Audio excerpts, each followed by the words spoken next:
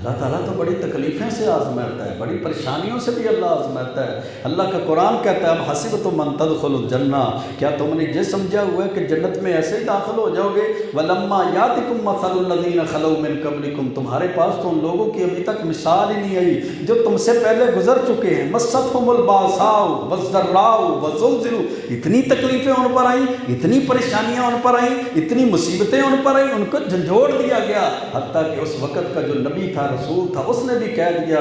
حتیٰ یقول الرسول والذین آمنوا معہ، ایمان والوں نے بھی اور نبی نے بھی کہا متی نصر اللہ، اتنی تکلیفیں ہیں، اتنی پریشانیاں ہیں، اتنے دکھ ہیں، اللہ کی مدد کب نازل ہوگی؟ الا ان نصر اللہ قریب، اللہ فرماتے ہیں خبردار، بے شک اللہ کی مدد بڑی قریب ہے۔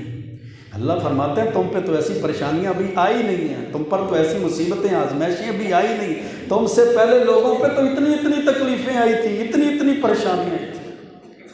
پھر صبر کیا۔ جب بندہ صبر کرتا ہے تو پھر صبر کے فائدے ہیں، ان اللہ مع الصابرین، سب سے بڑا صبر کا فائدہ اللہ فرماتے ہیں اللہ صبر کرنے والوں کے ساتھ۔ علاقے کے کانسٹیبل، علاقے کے ایس ایچ او کے ساتھ، علاقے کے چودھری کے ساتھ بندے کے تعلقات ہو جائیں نا، ایسے ہی بازاروں میں پھرتا ہے ٹھڈے مارتا ہوا، پتہ نہیں فلانا ایس ایچ او میرے تعلق والا ہے۔ ان اللہ مع الصابرین، جس کے ساتھ اللہ ہے پھر اس کو کوئی ناکام کرنے والا ہے، اس کو کوئی ذلیل رسوا کرنے والا ہے، اس کو کوئی پریشان کرنے والا نہیں میرے بھائیوں، نہ وہ ذلیل ہوتا ہے، نہ رسوا ہوتا ہے، نہ ناکام ہوتا ہے، نہ پریشان ہوتا ہے۔ کیوں؟ ان اللہ مع الصابرین، اللہ اس کے ساتھ ہے۔ واصبر فإن اللہ لا یضیع اجر المحسنین، اللہ نے صبر کو احسان کا اور فرمایا صبر کرو، اللہ تعالیٰ صبر کرنے والوں کا اجر، نیکی کرنے والوں کا اجر ضائع نہیں کرتا۔ اللہ نے کل کائنات کو کہا یہ خسارے کے اندر ہے، والعصر ان الانسان لفی خسر، تمام کی تمام انسانیت خسارے کے اندر ہے۔ خسارے، گھاٹے، نقصان سے صرف وہ لوگ بچے ہوئے ہیں جن کے اندر چار اوصاف ہیں، الا الذین آمنوا وعملوا الصالحات وتواصوا بالحق وتواصوا بالصبر، ایمان لانے والے، نیک عمل کرنے والے، حق کی دعوت دینے والے، تبلیغ کرنے والے، اور صبر کرنے والے بھی، اور صبر کی وصیت تلقین کرنے والے۔ رحمت الہی کا مستحق صبر کی وجہ سے بنتا ہے۔ اللہ کا قرآن سورۃ بقرہ کے اندر ارشاد فرماتا ہے الذین اذا اصابتہم مصیبہ، وہ لوگ جب ان کو کوئی مصیبت پریشانی پہنچتی ہے، قالوا انا للہ و انا الیہ راجعون، تو وہ کہتے ہیں بے شک ہم سب اللہ کے لیے ہیں، ہم سب نے اللہ کی طرف ہی لوٹنا ہے، اللہ کی طرف ہی رجوع کرنا ہے۔ اللہ فرماتے ہیں اولئک علیہم صلوات من ربہم ورحمہ، یہ وہ لوگ ہیں اللہ کی طرف سے ان پر نوازشیں بھی ہیں، اللہ کی طرف سے ان پر رحمتیں بھی ہیں، اللہ کی طرف سے ان پر عنایات بھی ہیں۔ وَأُولَٰئِكَ هُمُ الْمُهْتَدُونَ، اور صبر کرنے کی وجہ سے اللہ نے ان کو ہدایت یافتہ لوگوں میں شامل کر دیا۔ اور اللہ کے رسول علیہ الصلوۃ والسلام نے تو یہاں تک فرما دیا تھا کہ صبر سے بہتر کوئی عطا نہیں ہے، صبر سے بہتر کوئی عطا نہیں ہے۔ حضرت ابو سعید خدری رضی اللہ تعالیٰ فرماتے ہیں کہ اللہ کے رسول علیہ الصلوۃ والسلام کے پاس کچھ انصاری صحابی آئے، انہوں نے کہا یا رسول اللہ آپ کے پاس مال آیا ہے، ہمیں اس مال میں سے حصہ دے دیے۔ آپ نے مال میں سے حصہ دیا، پھر انہوں نے سوال کیا، آپ نے مال غنیمت میں سے پھر حصہ دے دیا، پھر انہوں نے سوال کیا، آپ نے فرمایا مال ختم ہو گیا ہے، ما یکن عندی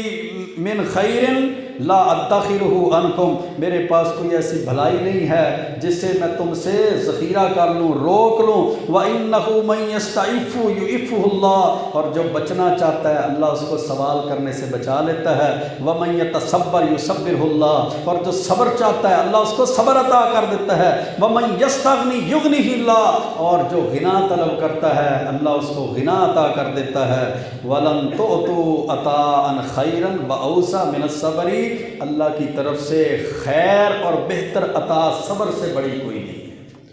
صبر سے بہتر خیر کوئی نہیں، صبر سے بہتر عطا کوئی نہیں ہے۔ حضرت عبداللہ بن عمر رضی اللہ تعالیٰ فرماتے ہیں نا، ابن ماجہ کے اندر حدیث ہے، اللہ کے رسول صلی اللہ علیہ وسلم نے فرمایا المومن الذی یخالط الناس ویصبر علی اذاہم، وہ مومن جو لوگوں کے اندر رہتا ہے ان کی تکلیفوں پہ صبر کرتا ہے، اعظم اجرا من المومن الذی لا یخالط الناس، وہ مومن اجر کے لحاظ سے سب سے بڑا ہے، اور اس بندے سے بھی اجر اس کا زیادہ ہے جو لوگوں کے اندر رہ کر لوگوں کی تکلیفیں برداشت نہ کرے یا لوگوں کے اندر رہنا ہی پسند نہ کرے۔ پھر اللہ کے پیارے پیغمبر علیہ السلام سے سوال کیا گیا۔ حضرت سعد بن ابی وقاص فرماتے ہیں اللہ کے رسول سب سے سخت آزمائش، مصیبتیں، پریشانیاں، تکلیفیں، ابتلائیں کن پر آتی ہیں؟ آپ نے فرمایا الانبیاء، سب سے زیادہ تکلیفیں اللہ کے نبیوں پر آتی ہیں، ثم الامثل فالامثل، پھر ان کے بعد لوگوں میں سب سے جو عظیم لوگ ہیں ان پر آتی ہیں، پھر ان کے بعد لوگوں میں سے سب سے نیک عظیم لوگ ہیں ان پر آتی ہیں۔ پھر فرمایا فیبتلی الرجل علی حسب دینہ، آدمی پر اس کے دین کی وجہ سے آزمائشیں آتی ہیں، جتنا دین میں مضبوط ہوتا جاتا ہے اتنی زیادہ اس کی آزمائشیں ہوتی رہتی ہیں۔ فَإِنْ كَانَ دِينُهُ صُلْبًا، اگر وہ دین میں زیادہ پکا ہے اشتد بلاؤہ، اس پر آزمائشیں بھی سخت آتی ہیں۔ وَإِنْ كَانَ فِي دِينِهِ رِقَّةٌ، اور اگر وہ دین میں کمزور ہے، نرم ہے، تو اس پر آزمائشیں بھی کمزور اور نرم آتی ہیں۔ جس پر دین کی وجہ سے، نماز روزہ حج زکوٰۃ کی وجہ سے، اللہ کے ذکر کی وجہ سے، دین پر عمل کرنے کی وجہ سے، سنت کے ساتھ مضبوطی سے سنت کو تھامنے کی وجہ سے آزمائشیں آتی ہیں، وہ سمجھ لے اللہ اس کے دین کو آزما رہا ہے، اللہ اس کو اور زیادہ آزمائش میں مبتلا کر رہا ہے۔ جتنی آزمائشیں آئیں گی اتنا وہ اللہ کا مقرب بندہ بنتا چلا جائے گا۔ اور جامع ترمذی کی یہ روایت آخر کے الفاظ بہت پیارے الفاظ ہیں، فرمایا فما یبرح البلاء بالعبد، انسان کی اللہ تعالیٰ ہمیشہ آزمائش کرتا ہے، حتیٰ یترکہ شیء علی الارض ما علیہ، یہاں تک کہ وہ جب زمین پر چلتا پھرتا ہے اتنی آزمائشیں، اتنی پریشانیاں، دکھ، مصیبتیں اس پر آ چکے ہوتے ہیں، ما علیہ خطیۃ، وہ اللہ اس کو گناہوں سے بالکل پاک اور صاف کر دیتا ہے۔